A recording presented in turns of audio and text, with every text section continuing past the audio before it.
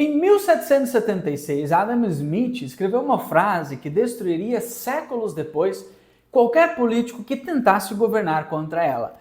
Não é da benevolência do açougueiro, do cervejeiro ou do padeiro que esperamos o nosso jantar, mas da consideração que eles têm pelo próprio interesse. 250 anos depois, o Brasil de 2026 está com a Selic em 14,5%, a dívida pública está passando de 80% do PIB e o governo acaba de bloquear mais 23 bilhões de reais do orçamento para tentar cumprir a meta fiscal desse ano. 5 candidatos hoje despontam na briga pelo Planalto: Lula, Flávio Bolsonaro, Romeu Zema, Renan Santos e Ronaldo Caiado. A pergunta que esse vídeo responde com nota de 0 a 10 em 5 critérios é uma só. Se Adam Smith, Milton Friedman, Mises, Hayek, Keynes e os maiores economistas da história estivessem vivos, em qual desses 5 eles votariam? Eu sou Maicon, economista, e nesse vídeo de hoje eu reuni 250 anos de teoria econômica para te trazer essa resposta. E o resultado, eu te garanto, vai te surpreender, inclusive em quem ficou em último. Mas antes de tudo, 3 combinados. Primeiro, eu não sou candidato a nada, eu não ganho nada fazendo esse vídeo para político, para fazer essa análise. Como economista, eu gosto de números e o que eu vou trazer é o que a teoria econômica diria sobre cada um. Segundo combinado, eu estabeleci 5 critérios com nota de 0 a 10 cada, ou seja, total aqui de 50 pontos possíveis. Terceiro e último, no final eu quero o seu veredito nos comentários. Talvez você vai concordar comigo, talvez não, só não vai me xingar, beleza?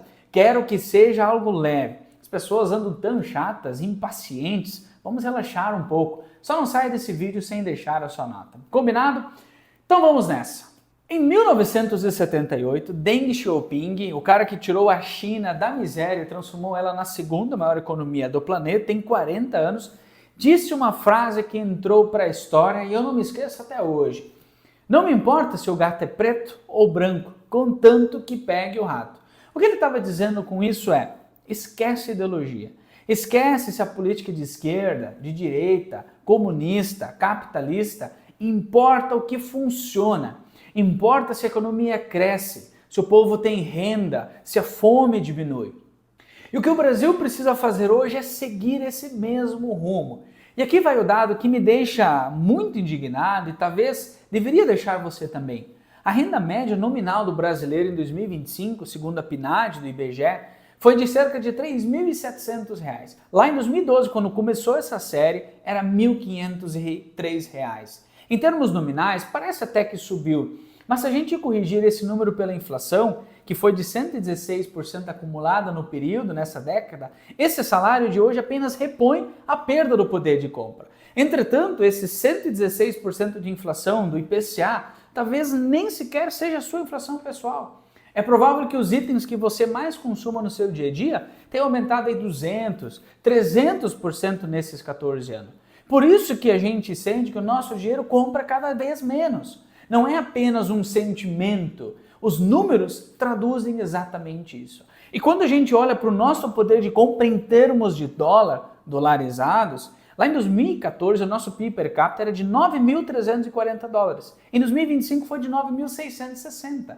Depois de sucessivas quedas na década passada, voltamos a subir nessa década, depois de muitos anos, tendo inclusive permanecido abaixo de $9.000.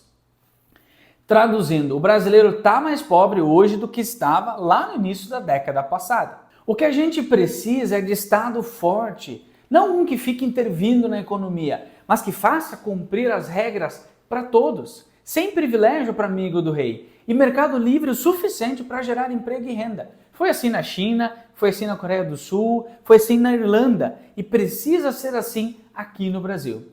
Hoje eu vou compilar para você o que os maiores economistas da história descobriram.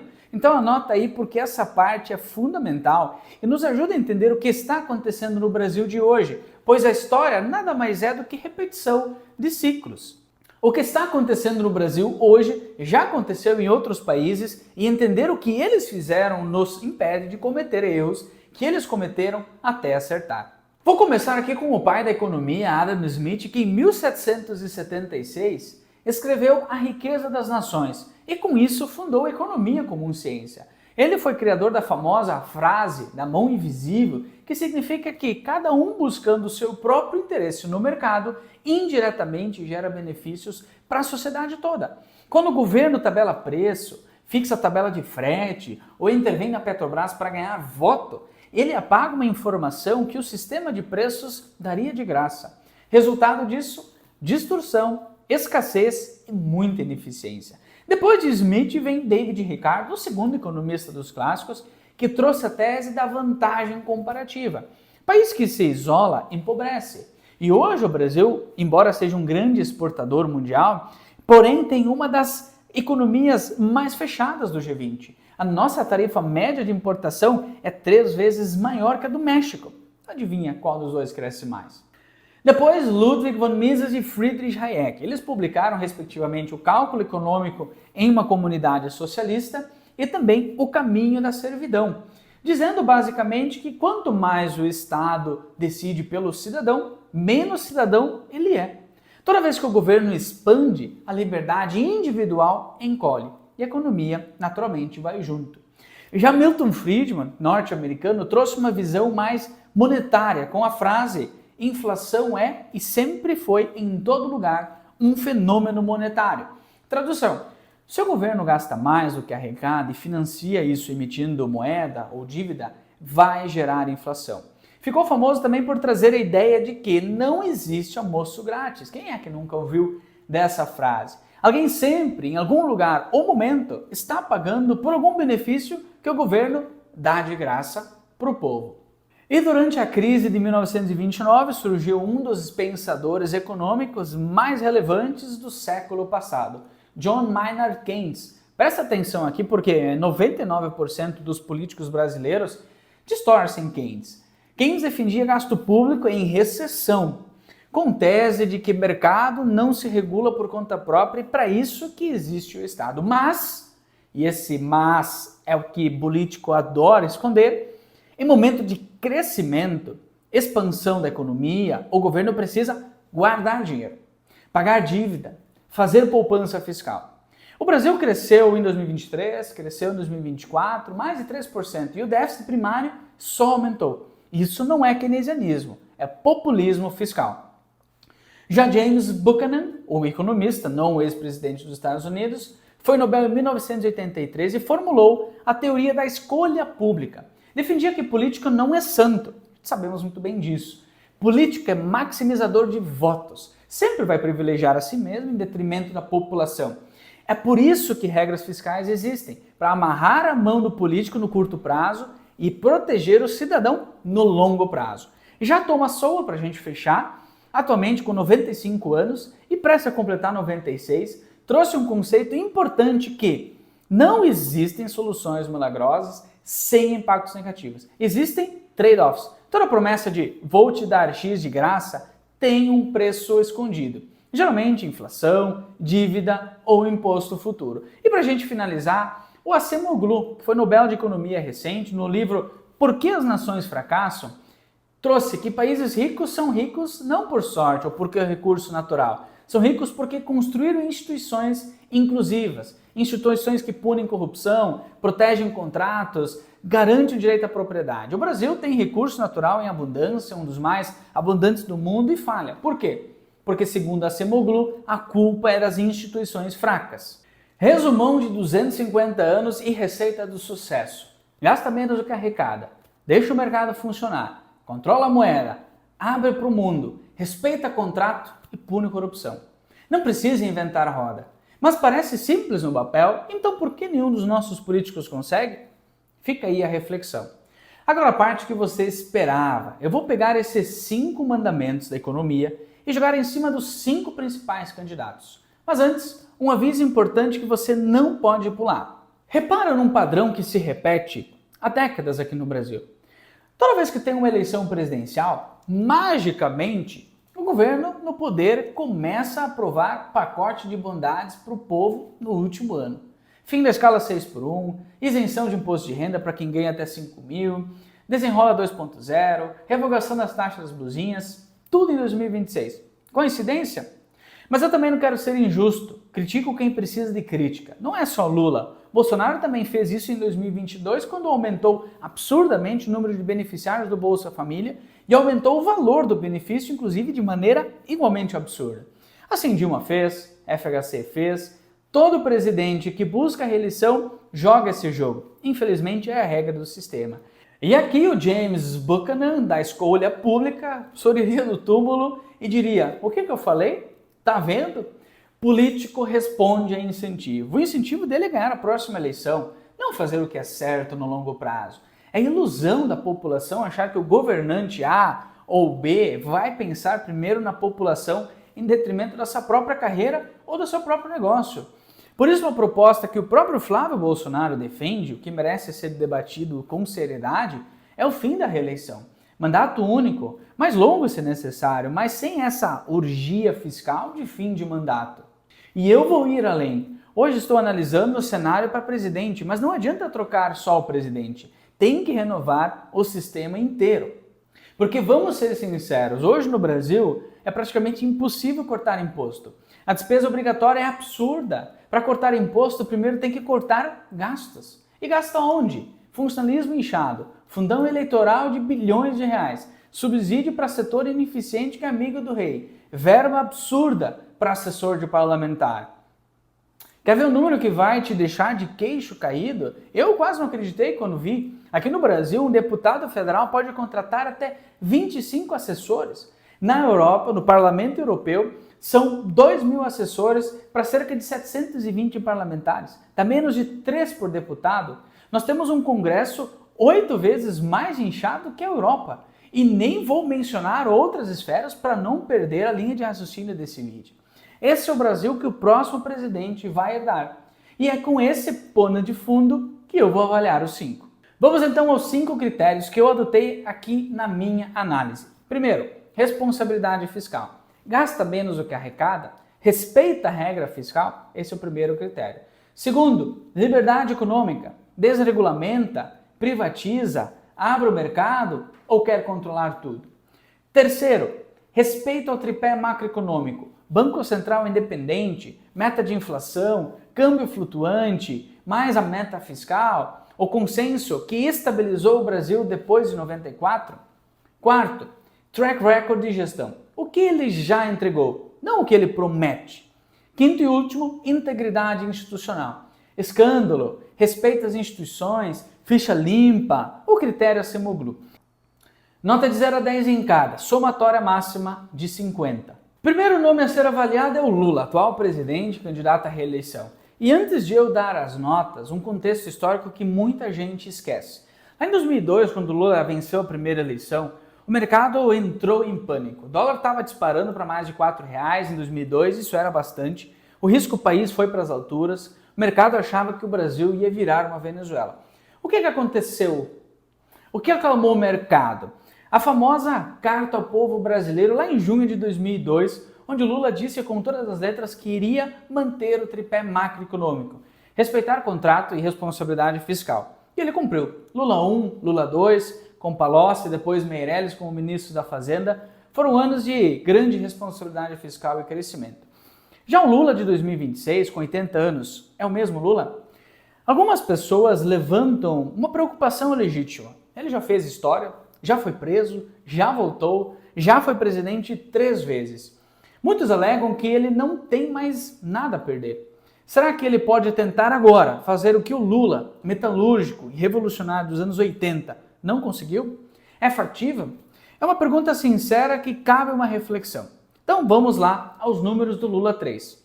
Responsabilidade fiscal, vou dar nota 2. Arcabouço fiscal furado por exceção atrás de exceção. PEC dos precatórios, fraude no INSS, estou só contando aqui os escândalos da atual gestão. A projeção atual de quase 150 bilhões de reais fora do limite de gastos nesse mandato entre 2023 e 2026. Famoso puxadinho. E a dívida bruta que saiu de 71% lá em 2023 para mais de 80% agora em 2026. Segundo o critério liberdade econômica, vou dar nota 3. Tabelamento de combustível na Petrobras, intervenção em estatais, aumento da tarifa de importação. Por outro lado, manteve a reforma tributária, então, ou seja, um ponto positivo. Tripé macroeconômico, vou dar nota 5. Manteve o BC independente, mesmo atacando verbalmente Campos Neto, que antecedeu o Galípolo na presidência do Banco Central. O câmbio flutua, a meta existe, mas a perna fiscal do tripé, essa tá em frangalhos. No quesito track record, vou dar nota 5. Lula 1 e Lula 2 foram bons, aproveitou o boom das commodities e não atrapalhou. Já Lula 3 é um outro governo. Selic está em 14,5%. PIB perdendo fôlego. Não dá para dar nota 0, mas o desempenho atual deixa muito a desejar. Já em integridade, vou dar nota 3. Mensalão e Lava Jato foram anulados, mas a memória pesa. E recentemente, encontros não oficiais com o banqueiro Forcaro, do Banco Master, fora da agenda oficial, ligam sinal de amarelo. Ou seja, Lula, 18 de 50 pontos possíveis. Segundo nome avaliado, Flávio Bolsonaro, senador pelo PL. No campo econômico, tem apoio político de nomes como o economista Paulo Guedes, ex-ministro da Economia no governo do Jair Messias Bolsonaro. No papel, tem um programa certamente ortodoxo que pode funcionar. Privatização, desregulamentação, ajuste fiscal, parece até promissor. Agora, o que pesa contra Flávio Bolsonaro é o histórico. Rachadinha no Rio, esquema investigado lá pelo Ministério Público do Rio na Assembleia Legislativa, onde funcionários do gabinete dele teriam parte do salário desviado. Processo esse que foi anulado por questões processuais, não por falta de provas. Ou seja, a anulação por questão técnica não é o mesmo que inocência. E não tem como deixar de mencionar o caso mais recente, que está dominando o noticiário nas últimas semanas. O caso Forcaro / Banco Master. O que mais me incomoda aqui, talvez seja o mesmo incômodo que o seu, é que primeiro o Flávio negou ter qualquer relação com o Forcaro. Poucos dias depois, vazou um áudio dele pedindo dinheiro para financiar um filme do pai. Aí beleza, falou que era isso e não tinha mais nada. De repente foi revelado que houve um encontro presencial entre os dois, com o Forcaro, inclusive, utilizando tornozeleira eletrônica. As pesquisas imediatamente refletiram esses acontecimentos em queda de intenção de voto. Diante de tudo isso, vamos então às notas do senador Flávio Bolsonaro. Primeiro quesito, responsabilidade fiscal. Vou dar nota 6. Programa econômico bom no papel, mas como senador votou a favor da PEC da transição lá em 2022. A mesma PEC que rasgou basicamente o teto de gastos. Mostra certa incoerência. Liberdade econômica, vou dar nota 7. Herança de Guedes, defende privatização, deixar o mercado operar. Tripé macroeconômico, nota 6. Defende o BC independente, fala em responsabilidade fiscal, mas falta clareza de como vai reverter o déficit estrutural que hoje tem no Brasil. Track record, vou dar nota 3. 15 anos como deputado estadual no Rio. Um projeto aprovado em 7 anos no Senado. Zero experiência executiva. Nunca administrou prefeitura, estado, secretaria, nada. E o histórico de gabinete que ele já administrou, bom, já falamos sobre isso. Integridade, nota 2, pelos motivos acima. Ou seja, Flávio Bolsonaro, 24 de 50 possíveis. Ou seja, os dois favoritos das pesquisas estão, por enquanto, na lanterna. Então espero que venha dos outros 3, porque a virada vai te surpreender. O próximo aqui é Romeu Zema, ex-governador de Minas do Partido Novo, que renunciou agora em março para disputar a presidência. E Zema é um caso interessante. Ele veio do setor privado, mais de 30 anos tocando uma rede de negócios em Minas da própria família. Não tinha experiência legislativa quando assumiu o governo lá em 2019, parecido agora com o Renan Santos. Entrou sendo um outsider, como o pessoal gosta de chamar, mas ele tinha um trunfo. 30 anos administrando empresa que dá emprego, paga imposto e tem conta para fechar no fim do mês. O que ele entregou lá em Minas? Corte de 49% das despesas não obrigatórias. Exoneração de 6 mil cargos comissionados, equivalente a 80% do total. Reforma da Previdência estadual aprovada com economia de 2,2 bilhões de reais por ano. A aprovação chegou a ser de 64%, reeleito em primeiro turno com 56% lá em 2022. Mas sempre tem o outro lado e eu não quero trazer viés nessa análise. Lá no começo deste ano, alguns veículos de mídia, com base no relatório de gestão fiscal enviado ao próprio Tesouro, revelaram que Minas terminou o ano passado, de 2025, com um rombo de 11,3 bilhões em recursos não vinculados. Ou seja, o caixa para coisas que o governo pode efetivamente usar estava negativo em 11 bilhões. E a dívida cresceu 75% no governo Zema. fechando 2025 acima de 200 bilhões. Mas Zema conseguiu reduzir o endividamento em termos relativos. A dívida cresceu, mas cresceu menos do que a economia de Minas Gerais. E tem um ponto estrutural que vale para todo gestor público e eu já mencionei anteriormente. O comprometimento da folha de pagamento com o funcionalismo impede corte mais agressivo de despesa. Para cortar gasto obrigatório de verdade no Brasil, demora aí 20, 30 anos. Não é coisa de um mandato, não é coisa nem de dois. Então, com essas ressalvas honestas, vamos para as notas do Romeu Zema. Responsabilidade fiscal, nota 7. Resultado bom em termos relativos, mas com rombo de caixa real e dívida nominal crescendo, não dá para ser nota 10, mas está muito acima da média do Brasil. Liberdade econômica, nota 9. O programa Brasil Sem Intocáveis dele prevê a privatização ampla e quer zerar o custo Brasil. Está sendo coordenado por Tiago Mitraldi, conta com nomes como Carlos da Costa, ex-equipe do Guedes, Felipe Dávila, fundador do CLP, que é o Centro de Liderança Pública, é o mais alinhado com Smith e Friedman nesse páreo. TPE macroeconômico, nota 8. O Partido Novo é o partido mais ortodoxo desse espectro, defesa explícita do tripé. Track record, nota 7. Comprovado em Minas, reformas, ajuste, aprovação alta, com as ressalvas que eu já comentei acima. Integridade, nota 8. Sem escândalo pessoal relevante, o Partido Novo tem ficha limpa como marca registrada. Nota final do Romeu Zema, 39 de 50 possíveis. Agora vamos para Ronaldo Caiado, ex-governador de Goiás, partido PSD. Também renunciou em março. Caiado é o mais experiente nesse páreo. Senador antes, governador por 2 mandatos. O que ele entregou em Goiás? Entregou o estado com 9,8 bilhões em caixa e zero dívida com municípios. 23,7 bilhões em investimento viabilizados em 2 mandatos. Reforma da Previdência Estadual aprovada. Aprovação de quase 85%, a maior entre os governadores brasileiros, junto com o Ratinho Júnior ali no Paraná. E o que na minha visão joga contra o Caiado é o posicionamento de centro. Ele defende equilíbrio fiscal, mas evita se comprometer com privatização específica, defende ajuste, mas não detalha onde que vai cortar. É o gestor sem ideologia forte. Pode ser virtude ou pode ser vacilo, dependendo de quem analisa. Vamos às notas do Ronaldo Caiado. Responsabilidade fiscal, nota 8. Entregou o Goiás equilibrado. Track record é sólido. Liberdade econômica, eu vou dar nota 5. Ele é centrista. Discurso de ajuste com gestão, sem comprometimento ideológico forte. Friedman não daria 10. Tripé macroeconômico, nota 7. Defende equilíbrio fiscal, sem grande comprometimento explícito com o Banco Central independente ou abertura comercial mais agressiva. Track record, 8. É o mais comprovado em gestão entre os 5. PIB em Goiás teve a maior alta histórica no ano de 2023. Integridade, nota 6. Sem escândalo pessoal relevante em 2 mandatos e décadas de Senado. Agora, nessa semana foram divulgadas algumas notícias de que uma fintech ligada ao próprio PCC teria movimentado cerca de 1,3 bilhão de reais no governo em Goiás. Ainda a ser apurado, mas fora isso, nada além que se tenha notícia. Então, Ronaldo Caiado, nota 34 de 50. E por fim, agora vamos analisar Renan Santos, do Partido Missão. Fundador do MBL, ativista político, no discurso econômico é o mais alinhado com a ortodoxia liberal entre os 5. Defende abertamente que, se eleito, irá adotar o modelo Milei no Brasil. Quer reforma fiscal colossal, nova reforma da Previdência, reajuste de salário mínimo, só pela inflação, não sem ganho real, industrializar terras raras, atrair semicondutor e data center. Hayek e Friedman aplaudiriam de pé.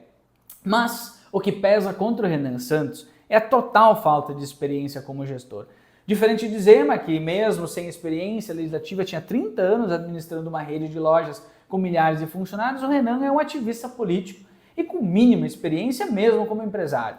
Nunca foi vereador, deputado, prefeito, governador ou secretário. Fundou o MBL em 2014, é comunicador, é organizador de evento, mas não um gestor. Até o Milei argentino, que ele cita como inspiração, foi deputado federal antes. E tem um outro ponto, onde algumas ideias talvez sejam radicais demais para o contexto brasileiro. Propor transformar o Rio de Janeiro em cidade-estado, separado do restante do estado. Dizer que a democracia não existe no Maranhão. Falar que o STF precisa voltar para a casinha. As ideias podem até ter mérito de debate, mas no Brasil o presidente precisa de apoio político e no Congresso para implementar qualquer coisa. Sem aliança, o governo não anda. E com métrica e com retórica radical, a aliança é desafiadora. Já vimos esse filme antes com Jair Messias Bolsonaro. O mesmo problema vale em parte para o Zema. O Partido Novo e o Partido Missão são muito pequenos. Tem capital político suficiente para implementar uma reforma estrutural? É a pergunta que R$1 milhão precisa responder. Não é impossível, Milei provou que dá, mas é desafiador. Então vamos às notas para o Renan Santos. Responsabilidade fiscal, vou dar nota 9. O discurso de ajuste fiscal é o mais agressivo entre os 5, é inegável. Liberdade econômica também vou dar nota 9. Modelo Milei explícito. Liberalismo radical. E tripé econômico também nota 9. Defesa clara das três pernas. Já o track record nota 1. Zero experiência executiva, esse é o calcanhar de Aquiles. Integridade, vou dar nota 6. Sem escândalo pessoal, mas a retórica radical, institucional, reduz um pouco essa nota. A Semoglu pediria cautela. Renan Santos, dessa forma, 34 de 50. Agora a virada que eu prometi, placar fechado dos 5. O resultado final, na nota dos economistas. Primeiro, Romeu Zema, 39 pontos de 50. Segundo, Renan Santos com 34 de 50 pontos, empatado. Em terceiro, com Ronaldo Caiado também com 34 pontos. Em quarto, Flávio Bolsonaro com 24 pontos de 50 possíveis. E em último, em quinto, Lula com 18. O resultado é desconfortável para todo lado. Para o eleitor de Lula, porque a conta do governo atual simplesmente não fecha na teoria econômica. Não é a opinião do Maicon. É Instituto Fiscal Independente do Senado, é Focus, é dívida em 80% do PIB. Para o eleitor do Flávio, porque o programa econômico é razoável, mas a integridade institucional é o que separa, segundo a Semoglu, Coreia do Sul da Coreia do Norte. E nesse quesito o histórico acaba pesando. Já para o eleitor do Renan, porque o discurso ele é liberal e é o melhor do páreo, mas discurso é uma coisa e governar é outra completamente diferente. É decidir trade-off entre 200 milhões de pessoas, e isso ninguém aprende sem nunca ter administrado nada antes. Já para o eleitor do Caiado, porque ele é o mais comprovado em gestão, mas o centrismo deixa pontos em cima da mesa e são relevantes. E para o eleitor do Zema, mesmo ele sendo o melhor colocado, tem um rombo de 11,3 bilhões em Minas que ele precisa explicar. E agora é a sua vez. Eu quero ouvir 3 coisas de vocês nos comentários. 1. Que nota você daria diferente da minha? Segundo, qual candidato eu deixei de fora que merecia entrar nessa análise? Coloca aí nos comentários. Se houver muita repetição, eu faço um novo vídeo analisando os que faltarem. E terceiro, você concorda com o fim da reeleição? Comenta também aqui abaixo, sim ou não. E olha, se esse vídeo te fez pensar, independente do seu lado político, deixa o seu like e se inscreve no nosso canal. Toda semana tem conteúdo novo de graça. E se você quer aprender a proteger o seu patrimônio nesse cenário fiscal de 2026, com Selic em 14,5%, com dívida pública rondando os 80% do PIB e a renda real pressionada, o link da nossa sessão gratuita de planejamento financeiro está fixado no primeiro comentário. A gente atende casais, profissionais liberais e quem ganha bem, mas não sabe para onde que está indo. E sábado que vem tem mais. Um forte abraço e votem com consciência.